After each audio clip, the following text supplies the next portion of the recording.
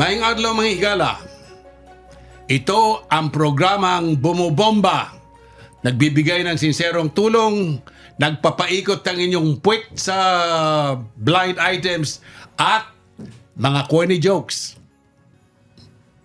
At of course naman, ang mahalaga niyong karapatan sa ilalim ng batas. Merry Christmas sa inyo tanan. Mayong aga sa inyo, Attorney Clint at your service. Makipagpuntahan, buksan ang inyong mga mata. Oh yeah, makilahok at makisaya sa tambalang Bumubomba.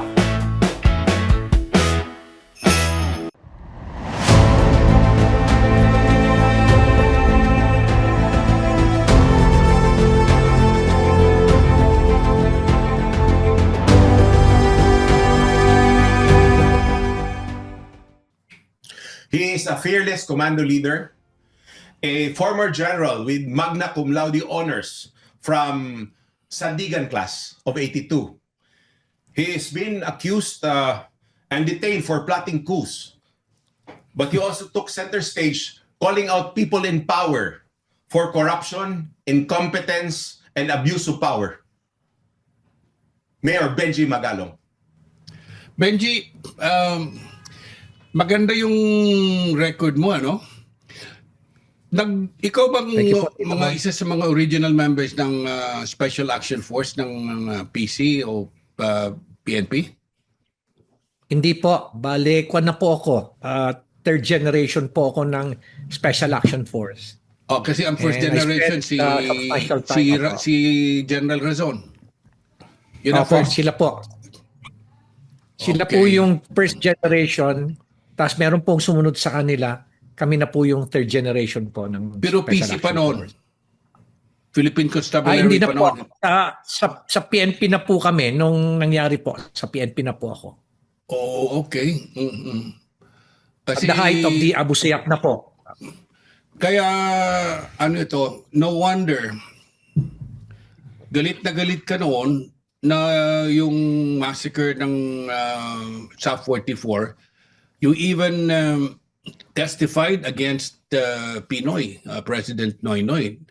Ngayon ko na naisip, kasi hindi ko alam yung background mo about yung naging miyembro ka ng SAF or SAF.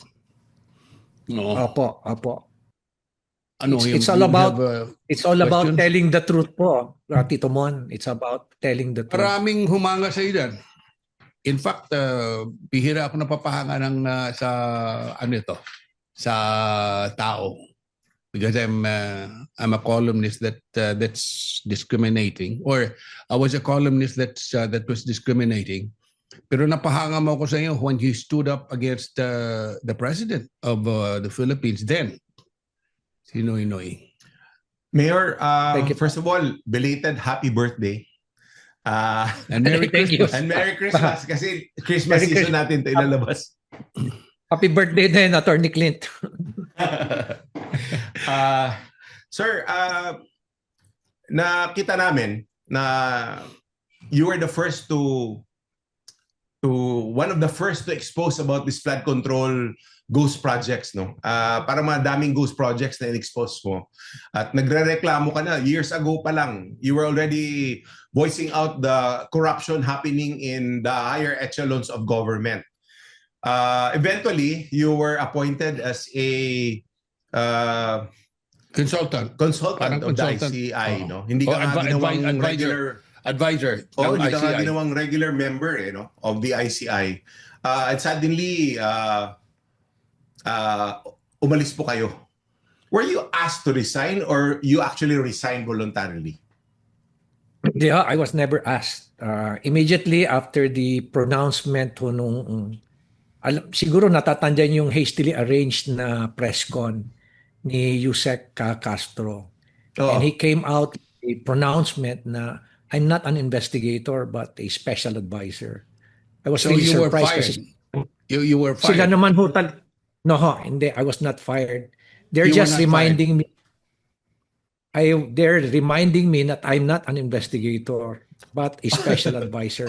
Yeah. Parang- Which was contrary dun sa designation na ginawa nila na special advisor and investigator ako.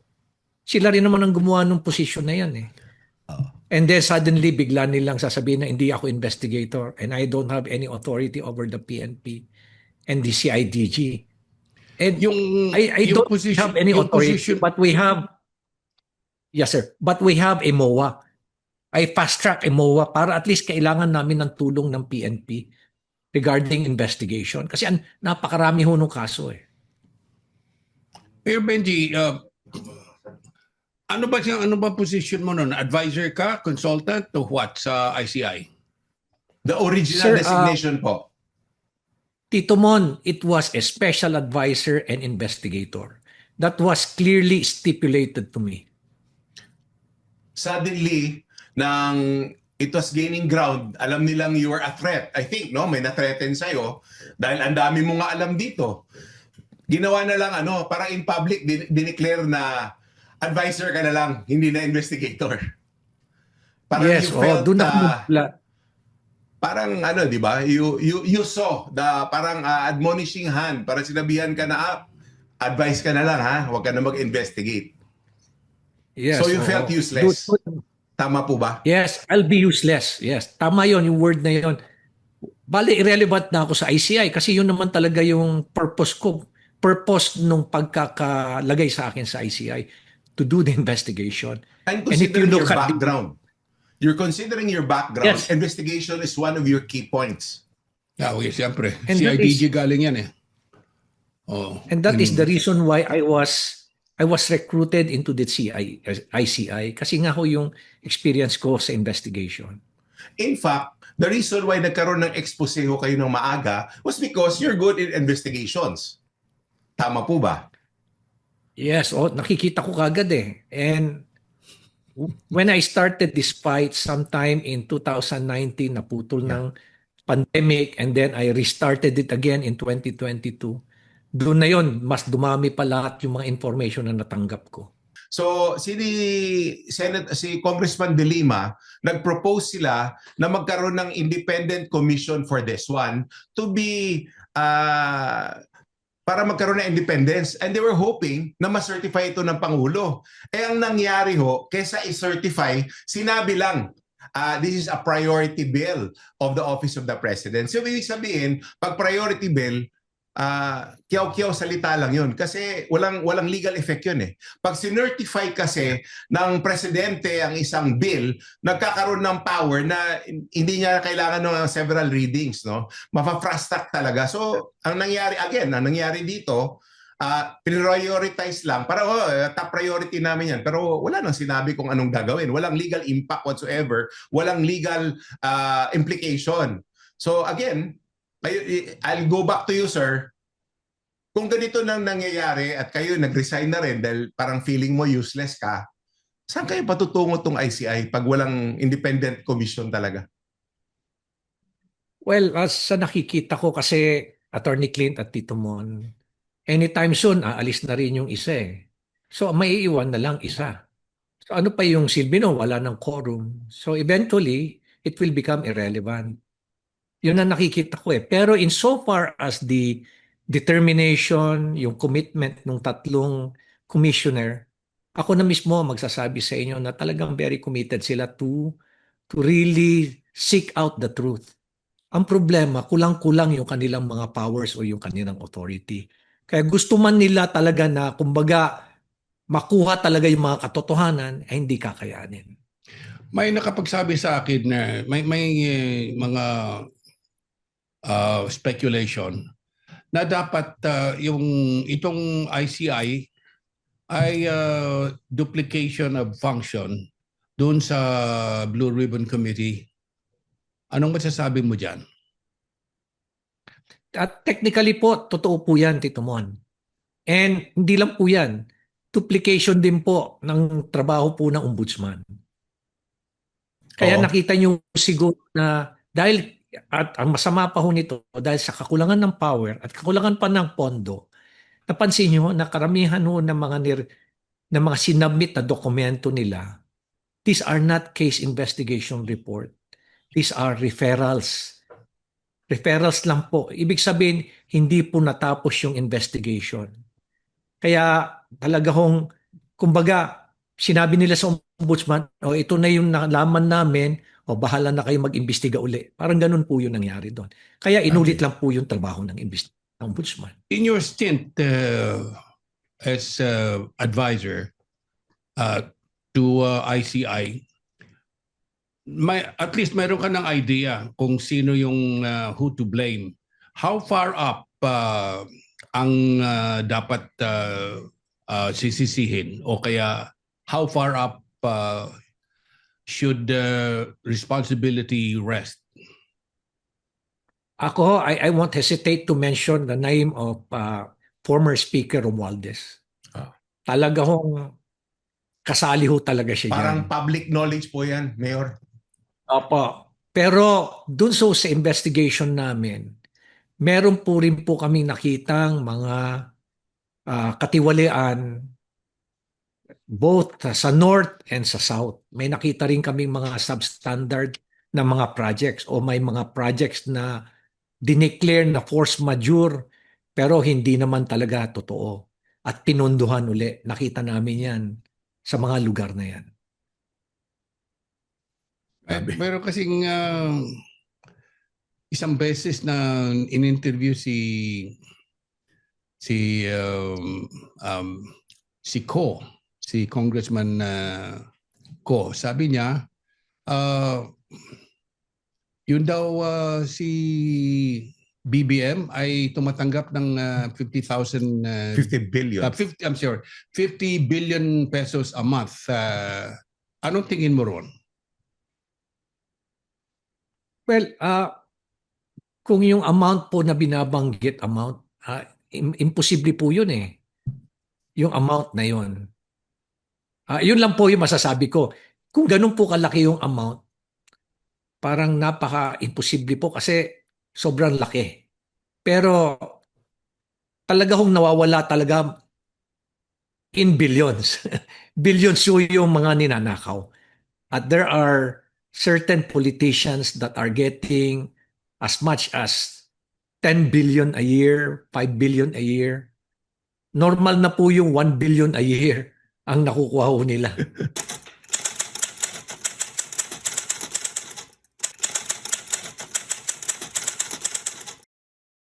Yung estimate mo, magkano ang nawala ng gobyerno? Iso lahat-lahat. Dapat. Tito Mon, kung titingnan nyo po, marami po kasi ang ating mga politiko, lalo-lalo na dyan sa mga mambabatas, na aside from yung percentage nila na 40%, sila na rin ang contractor, sila na rin ang supplier. So I would say mga 60%. 40 na eh. Yeah, 40%. Yes. Oh, lalo-lalo na doon sa Grabe. mga project na malalaki ang markup. Overpriced. Flood control is overpriced. Rock netting is overpriced. Solar lights is overpriced. Yung mga kalsada yung mga yung mga cat's eye are so overpriced. Yung mga road safety devices are overpriced. My God, halos yung mga ganyan mga projects, special infra projects, overpriced talaga kasi ang dali nilang i-manipulate eh. Kaya kung sinasabi niyo po na 60% ang nakukuha ho ng mga politiko, meron po yan eh. Safely. By estimates. 60, tapos iba pa ho yung kukunin pa ng DPWH.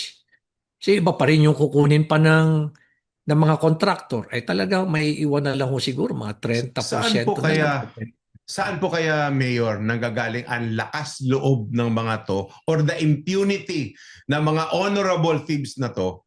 Saan nanggagaling itong lakas na loob na to? Saan? Our silence. Totoo yan. Our silence. Hindi Sabi ho tayo yan eh. mimik eh. Tapos, tuwan-tuwa na tayo, tuwan-tuwa ng Pilipino na nakakatanggap. Nabigyan, tahimik na lang. Maski na binalasubas tayo ng 1.5, 2.5 years, last 6 months before an election, binuhusan ng pera, ayun na yun, tatahimik na ang Pilipino. By the way, yung tulay ng sa Isabela, na nahugno o yung Yeah. bumagsak. Bumagsak. Well, would you consider that an example of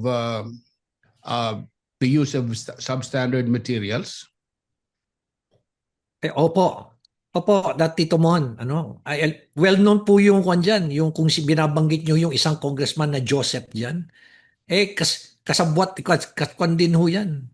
Kilala rin ho yan sa katiwalaan. Ganon din po yung kasamahan niya na Joseph din, Congressman Joseph dyan sa Cagayan. Pare-pareho sila ng mga puro sila contractor na supplier pa. At malakas maborsel. Mayor, with all these things happening, no? Siyempre, gusto natin magkaroon ng hustisya. Palagi kami nagrereklamo ni Tito Mon about this. Kailangan natin ng hustisya na maibalik ang hustisya para matuwid ang daan ng Pilipinas. Kayo, you are leading this Mayors for Good Governance. Tama po ba? You are one of the proponents for this one. So when you're in your discussions po, sa discussion po nyo, ano po ang way moving forward dito para magkaroon ng pag-asa ang Pilipinas? Well, syempre ang expectation po with all these anomalies na nakita, ang unang expectation po ng taong bayan, ganun din po yung expectation ng mga mayors for good governance is sana may makulong na ng mga politiko. No? Wala pa ho hanggang ngayon, di ba? Ang nakukulong pa lang yung ang daming protector po. mga Nakikita mo engineers naman pa lang at yung mga yung contractor. Kailan makukulong yung talagang politiko at hindi pwedeng ang makukulong lang dyan is mga 10, 20. Ay hindi ho. Sa dami ho ng involved dyan, baka ho yung 100, 200, kukunti Pula. pa lang.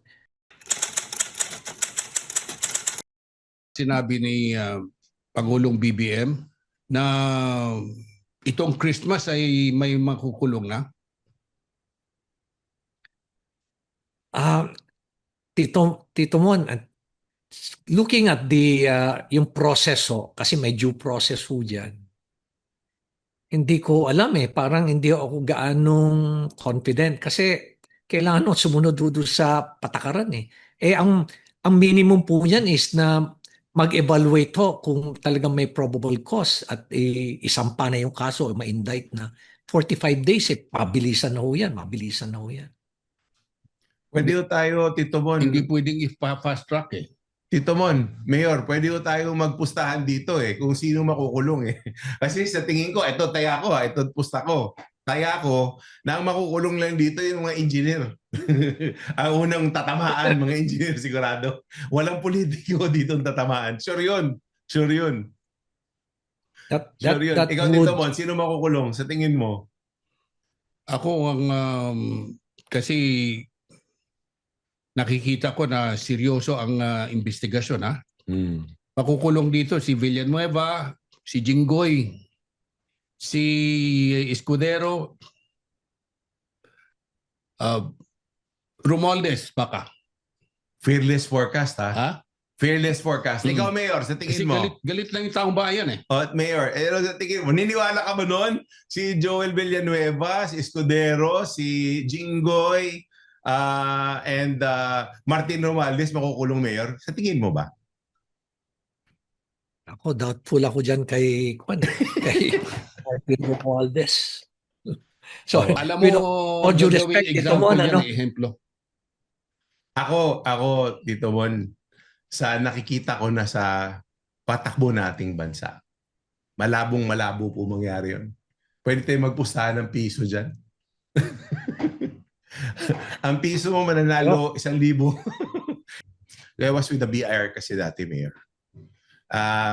Minsan talaga, ang corruption talaga nagagaling sa liderato yan Alam mo, nung araw, may inakyat kaming investigation nung araw. Nag-akyat ako na investigation. Yung galing sa billions na utang, naging millions na lang binayaran. Kaya sabi ko, pinapaliwanag ko yung tao involved at that time Sabi niya, paano yan? Mas mataas rango ko sa'yo. Sabi ko, ako yung disciplining authority dito. Kailangan sagutin mo lang. Wala naman akong tinutukoy na kasalanan mo. Pwede paliwanag mo lang paano mo nagawa yun. Awan ng Diyos, natanggal po ako sa aking trabaho. Kasi naman yung hindi ka nagsipsip sa kay Dominguez at saka kay Dulay. Oo. Ay, basang-basa ko noong araw yun. Oo, ganun. Mm. Dapat pala tinipan mo ako na, Clint, sumipsip ka naman dyan sa dalawa. Ganun. Paano kita ititipan hindi na ako, ano ito? hindi na ako magiging hard-hitting columnist. Oo, Ganun. nga. Mayroon bang balak ka na tumakbo sa mas mataas diyan sa position mo? Wala na ho, pagkatapos ho nito, I'm done. And I will never run again as a mayor. Ano ho, I'll be the first and last Magalong to run. At not a member of my family will run. Parang Hindi ko parang po babalikan tinatakbo dito. parang tinatakbuhan mo yung responsibilidad mo para sa taong bayan. Kasi ikaw isa sa mga leader na matino. Alam ko, mahirap tumakbo kung matinong tao ka. You will be criticized, you will be demonized. Kasi nga, ang normal ngayon, korupsyon. Pag hindi ka korap, wala ka rin perang panlaban sa korap. Pero dapat magbago ng puso pong Pilipinas na maghanap naman ng taong hindi ho korap. If you are what you profess to be, if you actually truly walk the talk, Mayor, consider nyo po, Mayor. Kasi kailangan ng pag-asa sa bayan na to. And that falls on leaders who fights for good governance. Kung hindi nyo tatanggapin yung trabaho na yan, yun nga, you are one of the good men who are silent. Kaya the evil thrives in our country. Dalawa lang ang mayor na ngayon pwedeng maging presidente. Hanggang from Perception natin. On this, itong mga araw na ito. Nowadays, Si Magalong at saka si Vico Soto. Soto. Yun ang mga presidential Fearless material. forecast ko yan na matitinong tao ito ang sinabi namin. Sama ko na si Miao Miao. Tito Mon, Attorney Clint, siguro hindi naman ho ako tatahimik because ang magiging advocacy ko is how to choose the right leaders to prepare our young people for the 2020. Yun naman po Kasama mo siguro kami magiging- dyan, Mayor. Kasama mo kami dyan. Kasi mahal din namin yung bayan. Hindi kami naniniwala ni Tito Mon na walang pag-asa ang Pilipinas. Tayo ay para Totoo tayong si kayo. Johnny. We are testifying that a good person will come. There will be a good person coming soon. Yung mga kabataan ngayon, marunong na, may political savvy. Kaya may pag-asa pa tayo. Oo, pwede pa tayo magka-presidenting BM. Galing kay BBM, papunta tayo sa BM. Hindi na ako magko-comment. At nila naman ito, wishful thinking lang kami. At sinasabi namin ni Tito Mon, and I agree with him, Benji Magalong, Vico Soto, sa tingin namin, pag-asa for good governance. Still, I stick to my, I will stick to my advocacy.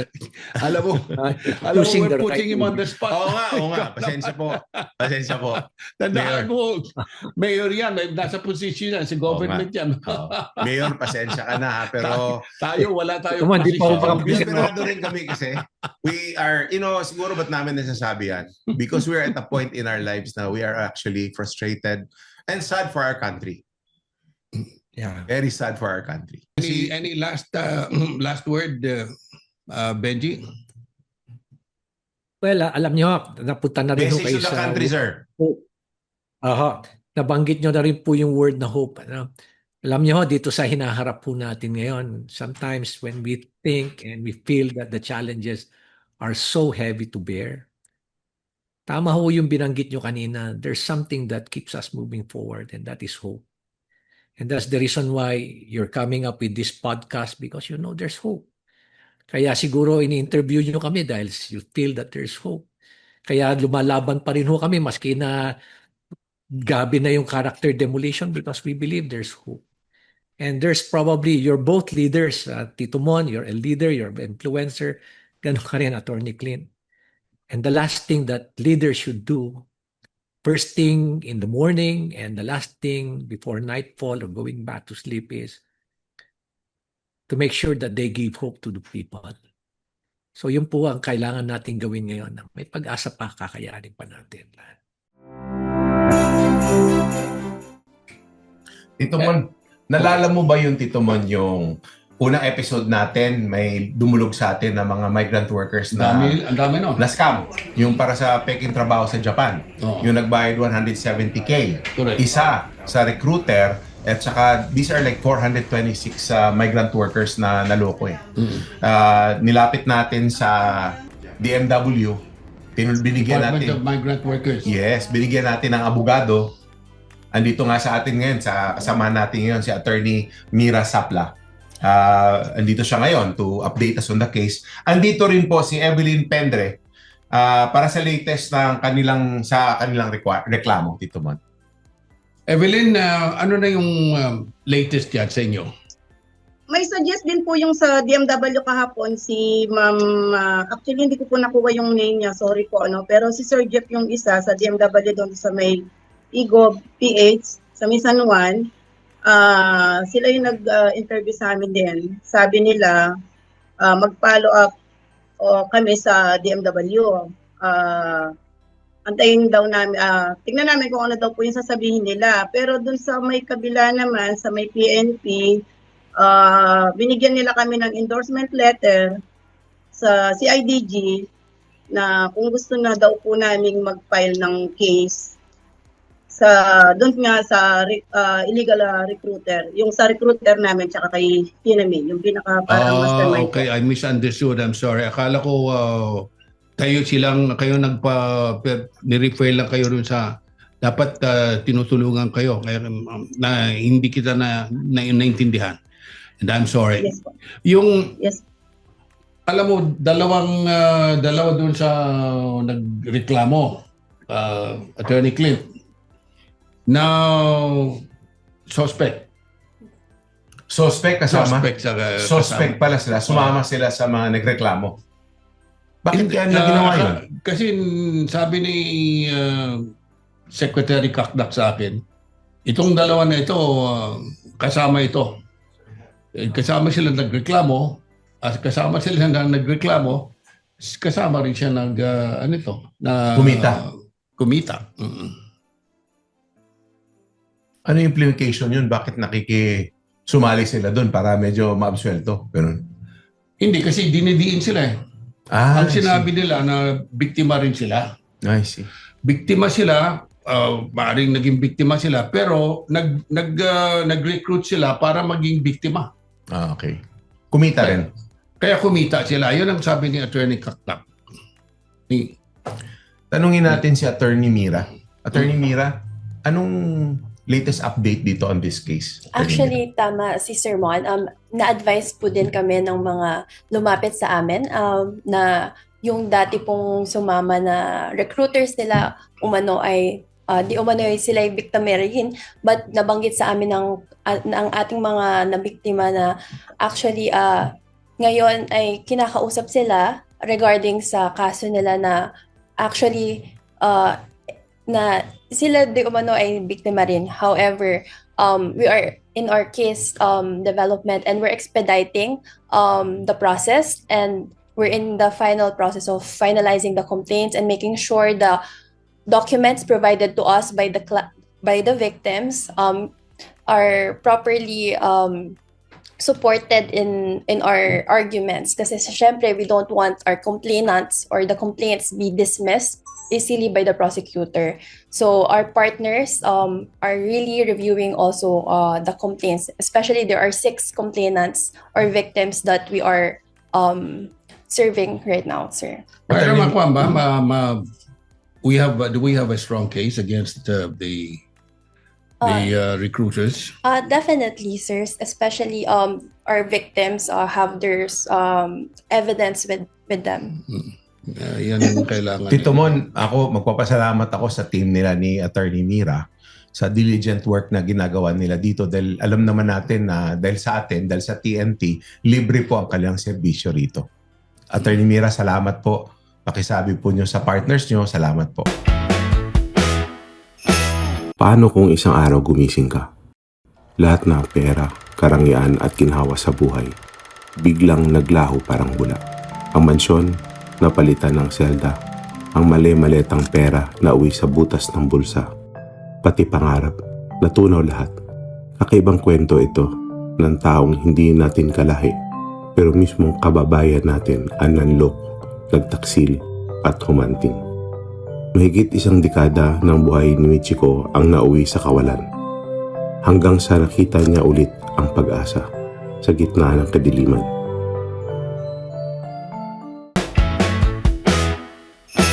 Pwede mo ikwento para sa ating nanonood sa atin. Opo. Kung what was your life? Anong buhay mo sa Japan when you were in Japan?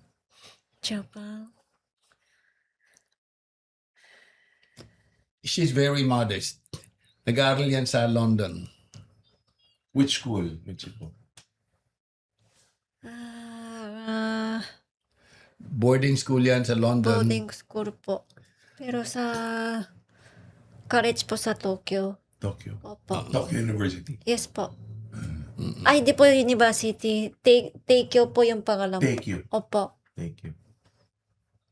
May course po. Isang taon, stay po ako sa London. Tapos, babalik ako po sa 3 years. Nasa Tokyo po. Okay. Opo.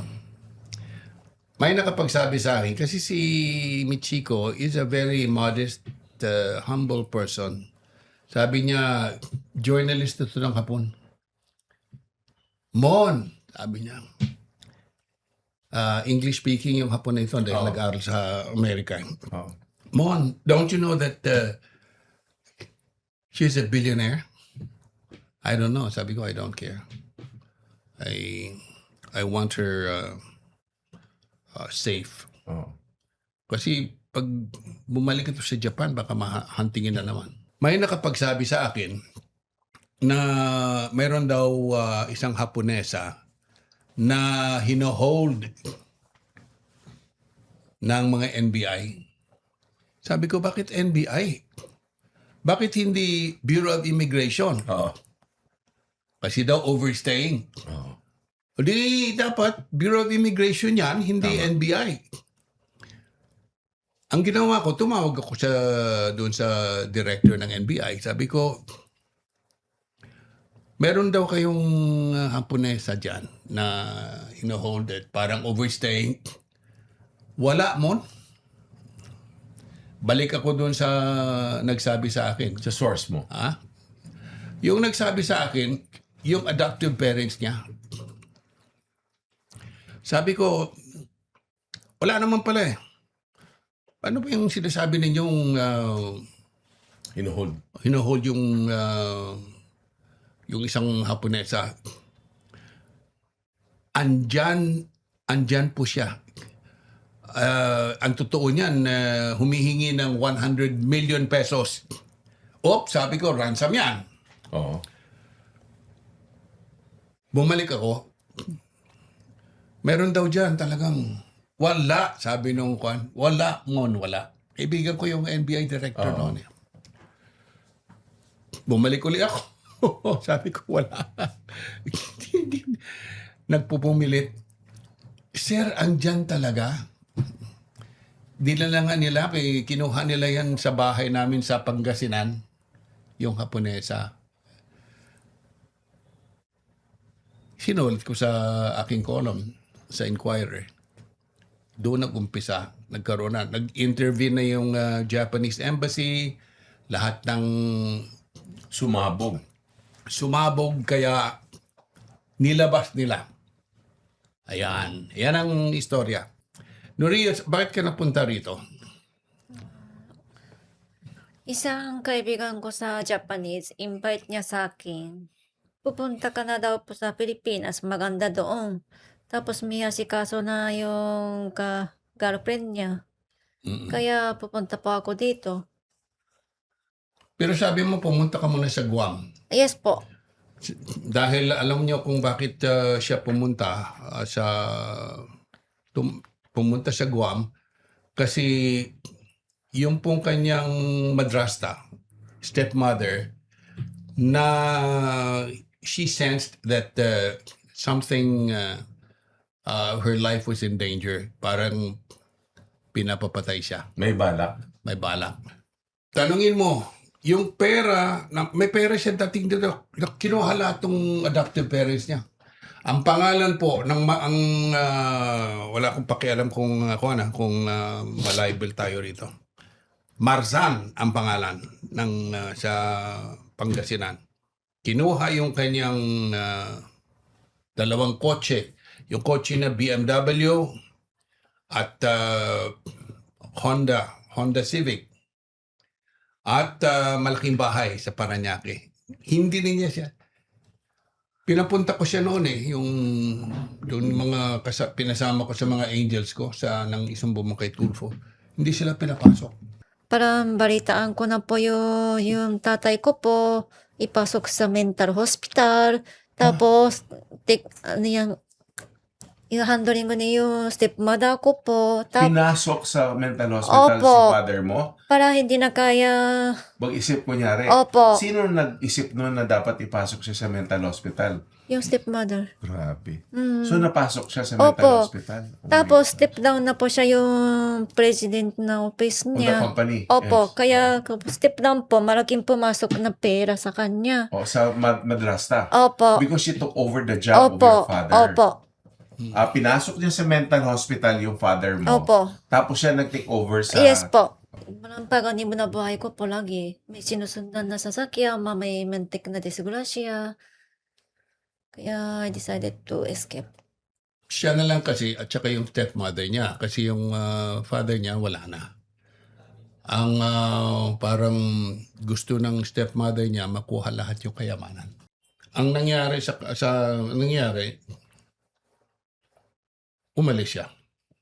Tumakas siya. Parang tumakas siya because she feared for her life. At pumunta ng Guam, pero may nagsabi sa kanya, punta ka lang sa Pilipinas, di ba? Opo. Mas Ayun. maganda. Opo. Mas maganda ang Pilipinas. Kikidnapin ka. Hindi Ng naman. mga otoridad. Yan ang... paano ka isalaysay mo sa amin? Sabihin mo sa amin, Michiko, kung paano ka nakapasok sa NAIA. May escort pa na, Ganun? na Bureau of Immigration. Basta lilitsunin, talaga maraming escort. Isalaysay mo. Bababa ko na airport po. May hinahawag ko na yung Yung... ano po, yung name card. Tapos, sinusulat na yung pangalan ko po. Lumapit ako sa lalaki. Sabi niya, just from me. Tapos, sumunod ako sa kanya. Hindi na po ako... Dumaan sa immigration. Opo, dumaan sa immigration. Medyo taka po ako. Bakit? Isip ko, sir, hindi po mali po. Wrong way, sinabi ko po. Hindi, just from me dito. Okay, sabi niya po. Tapos, lumabas po ako na... VIP treatment, Opo. So, hindi ka na dinaan sa immigration, hindi natataka ng passport Wala mo na na po. pumasok ka. Opo. Ay, grabe Tapos, nagpas na... Hindi parang hindi ka pumasok sa Pilipinas. Opo. wala. Opo. Ang passport na ito, andyan pa sa'yo. Lumabas po ako na airport, kinaha na yung passport ko pa sa host family. Grabe. Kinuha passport mo ng foster family mo. Opo. May sumalubong na sa kanya, pamilya niya, yung nag-adopt sa kanya. Tiga Pangasinan. Bakit kilala mo yun? Actually, hindi po. First time na po ako makita. Paano sila naging foster family ng... Sino? Who arranged it? Yung kakilala ko na isang Japanese. So, stranger sila, tiwala ka lang sa Japanese mo na friend, Opo. nagpa-adapt ka sa kanila. Opo. Ma-adopt. Hindi ba? Para hindi ka ba nagtaka nun? Kasi po, hindi ko po... Wala na po ako magagawa. Wala na po ako passport. Paano po ako So, kinuha tumatakas. nila yung passport mo? Desperado siya at the time. Likas sa mga Hapon na galante, Oh, generous. yeah. Ito, mayaman gastos dito, gastos sa mga kamag-anak. May isang, may isang kamag-anak na hindi nabigyan. Nag-report. nag-report hindi sa Bureau of Immigration, sa NBI. Baka mayroong kakilalang NBI. Ang NBI ang kumuha sa kanya. Ang dahilan ay overstaying. Ayan. Overstaying, NBI, hindi trabaho ng NBI yan. Usurpation yun. Trabaho ng Bureau of Immigration. Oo. Usurpation of authority ho. ang Kasi ginawa. ang balak nila, hindi talaga pag-aresto, kundi Ransom. kidnapping for ransom. 100 million pesos ang hinihingi. Sabi ko, dapat mag-file ka, mag-demanda ka. Demanda mo lahat yung mga kumidnap sa'yo. Nadimanda niya? Dinimanda namin. Kaya, pinasok ko siya sa Witness Protection Program. I see. Is it still pending? 11 years siya sa... Pending ba? Dismiss Wala po. na. Dismissed? Wala na yung... practically, dismissed na yung kasong kidnapping. Kasi yung NBI director malakas sa isang religious sect. Ah, okay. 11 years, sabi niya sa akin, gusto ko na lumabas. Hanga ako kay Secretary Laila de Lima noon. Really? Siya yung nagpursige na matanggal lahat yung mga nagkidnap sa kanya. Wala. Alam ko, isa ron namatay na na karma. Na pinatay sa Tondo. Yes po. Siya yung kumuha ng maraming pera at mga alahas sa isang maleta. Ayun. Sabihin mo nga, pangalan nung... Chona po. Oh, Chona Espinosa. Kasi marami siyang pera eh. May isang kamag-anak na hindi na nabibigyan. Yun ang nagsumbong Sa Kaya- NBI. sa NBI. Grabe. No? Nagka-interest yung NBI. Grabe yung buhay, no? Pagdating dito, nagkaroon ng foster family na nagsasamantala sa kanya. Oo. Tapos, kinidnap pa siya ng otoridad at that time. Yes, oo. Ang pinakmalupit doon, ma-impluensya, na-dismiss rin yung kasong pinail nyo. Correct. Sa napag-usapan natin, marami tayong topics na pinag-usapan kanina. Number 1, ayusin natin ang citizenship niya. Okay. Oo. So, I'll try to recover yung documentation niya from the foster parents dito. Dahil I understand, kinuha yun yung passport niya. Pangalawa, ayusin din natin yung adoption papers if you are interested, you are keen on adopting her as part of your family. We can do a legal adoption. Pangatlo po, I'm sure her skills in the Philippines is essential. I mean, for the Japanese community also. Correct. Kasi she can be a translator. A translator. Marami pong magagawa. Ang laki ng Japanese community dito. I can give her introductions to the Japanese business community. Yung mga clients mo. Mga kliyente ko na mga kaibigan ko mga Japanese. So I will give her introductions. So I'm sure they're more comfortable dealing actually with a Japanese than other nationalities. Providential pala itong ating programa para yung inimbita natin siya dito. It's that season of the year, Sir, Christmas. Ngayon. Kasi ayaw niya eh. Sabi ko, hindi, para malaman ng tao yung naging kalagayan mo. Para halimbawa yung Witness Protection Program, para mga preso sila eh. I think it is also because to protect them. And in fact, it was effective to protect her. It's just that, yun nga, wala kang life. 11 years. 11 years virtual prisoner.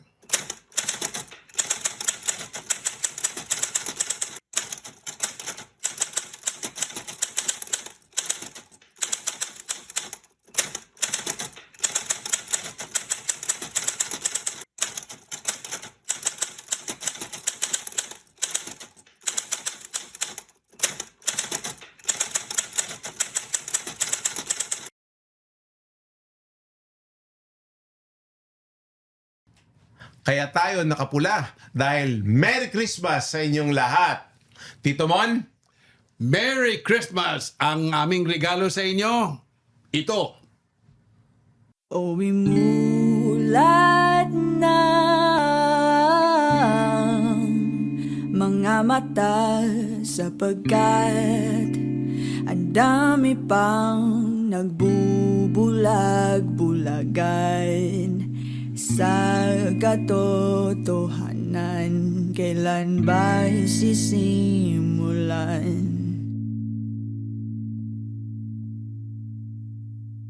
Gutom balag dahas, hanggang kailan mawawakas? At bakit ang batas parang walang lakas? Panindigan, katuwiran, kapwa natin huwag kalimutan. Kaya pa ba ng ating lipunan? Tayo'y bayang binaboy, taong tinaboy. Kaya tayo na't magtulungan, magpagkatapat tayong mga kabataang siyang pag-asa ng ating bayan. Huwag na ilagay sa bahala ang laban na tama. Wala ng oras para maging duwag, oras para magbubulag-bulagan. Oh, ibulag ng mga mata sapagkat ang dami pang nagbubulag-bulagan sa katotohanan. Kailan ba sisimulan?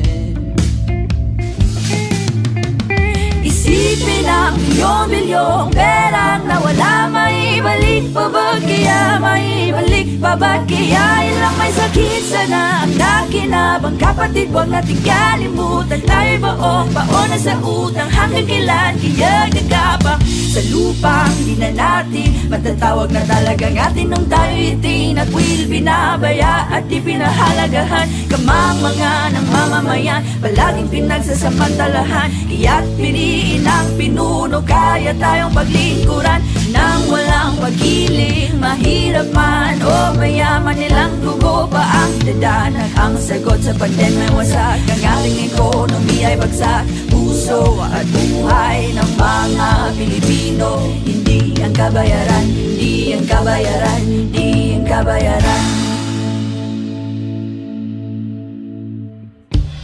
Kailangan ka ng Pilipinas, kailangan ka ng Pilipinas, kailangan tayo ng Pilipinas.